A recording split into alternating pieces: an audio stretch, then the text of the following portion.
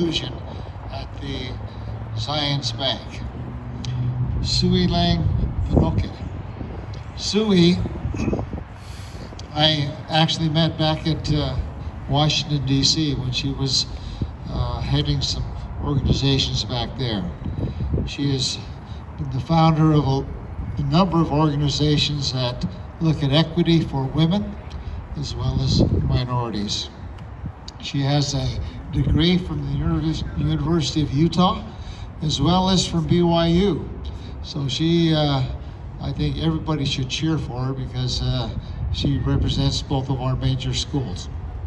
So I'd like to present to you Sui, who we appreciate coming out today and speaking to us.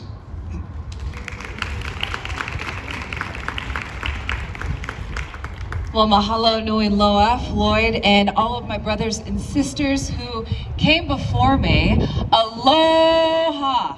Aloha! Mahalo, mahalo nui. Thank you so much for making me feel at home.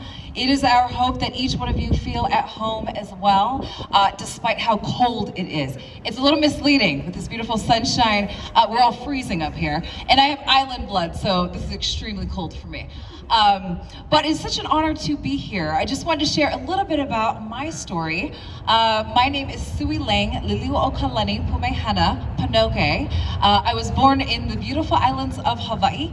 I identify as Native Hawaiian, Filipino, Chinese, and Irish.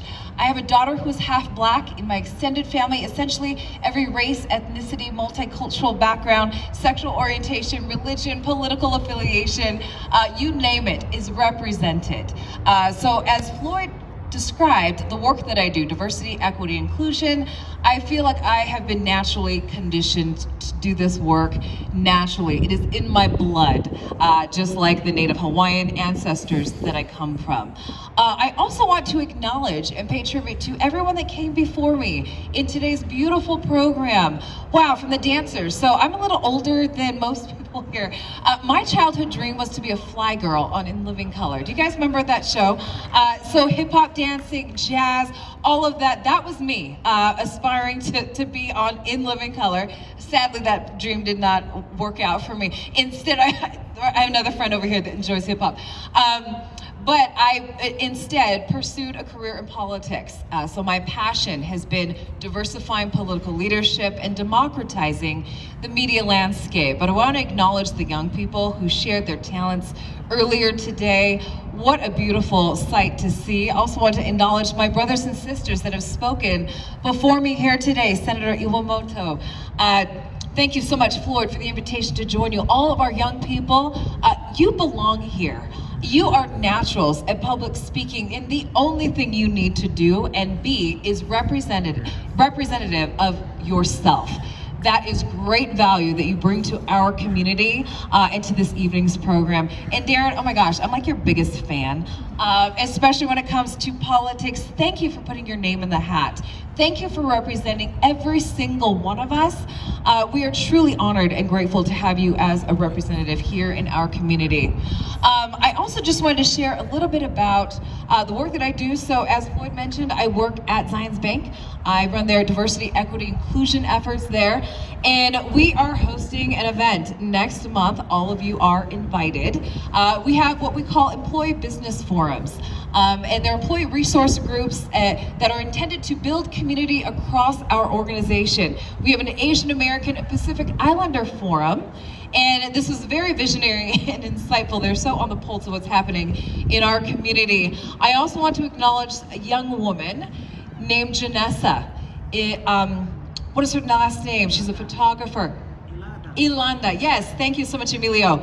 I want to acknowledge Janessa. Are you here? Oh my God. Janessa, love you so much. This is my sister already. We've only met once. This is our second time meeting. But you know, it's instant sisterhood. We wanted to acknowledge her as an artist. She is engaged in this portrait project, which is documenting the faces and stories of beautiful AAPI members of our community. We thought that was so beautiful. We wanted to highlight and showcase her work at the bank. And so we will be hosting her on June 22nd from 5 to 8 p.m. at Zions Bank's Founders Room. If you have not been to the Founders Room, you are all invited on June 22nd to enjoy music, community, lots of great food, right? For those of us who identify as AAPIs, that is part of our culture. Everything is faith, family, and food. Those are our core values. So thank you so much, Janessa, for the beautiful work that you are doing in our community. Also wanted to highlight the title of her project, which is Call Me By My Name. So as I mentioned earlier, my full name is Jubilee Liliuokalani Pumehana Panoke. My first name is Chinese. I was named after my grandmother. Her name was Jubilee Rose Kenkau. And I carry her blood, her spirit, her mana inside of me. She was so strong. She always wore fresh flower lace. Sadly, I don't have one to wear today. But she smells of fragrant flowers. And I just am so grateful for what she has instilled in me as a powerful woman. My middle name is Liliuokalani. I carry the name of the last reigning monarch, the last reigning queen of the Hawaiian Islands. Her name was Queen Liliuokalani. And she loved her land, which we refer to as the Aina, and she loved her people, which we refer to as the Lahui, your tribe, your people, your family, Ohana. And so I'm honored to carry a little bit of her spirit in me as well. And then Pumehana means warmth, love, and affection. And then I'm proud to carry my father's name, Panoke, which is a native Hawaiian name. My father's from Nanakuli, where is the largest percentage of Native Hawaiians in that district, in that city, in the nation. And my mother is from Wahiawa. And so I'm honored to represent Wahiawa and Nanakuli on the beautiful island of Oahu here today. As I was thinking about what I would like to share with this community today, part of our Native cultural heritage is the hula. And one thing I love about our history is passing down from generation to generation stories. And this is one of our creative ways of sharing stories. So I am going to offer all of you a beautiful gift of the hula. And I perform the hula maybe, I don't know, once every 10 years. So this is a special occasion. I'm gonna be a little rusty, but I'm gonna share with you a hula, and it's called the Queen's Jubilee. When I was younger, I would watch this hula being performed, and Queen Liliuokalani was the author. She wrote this song. And I used to think that this song was about her life, her legacy as the queen of the Hawaiian Islands, when in fact, this song and hula was a gift to Queen Victoria, who was the Queen of England at the time. And when she was invited over to celebrate the Queen's Jubilee in England, this was the gift that she offered her.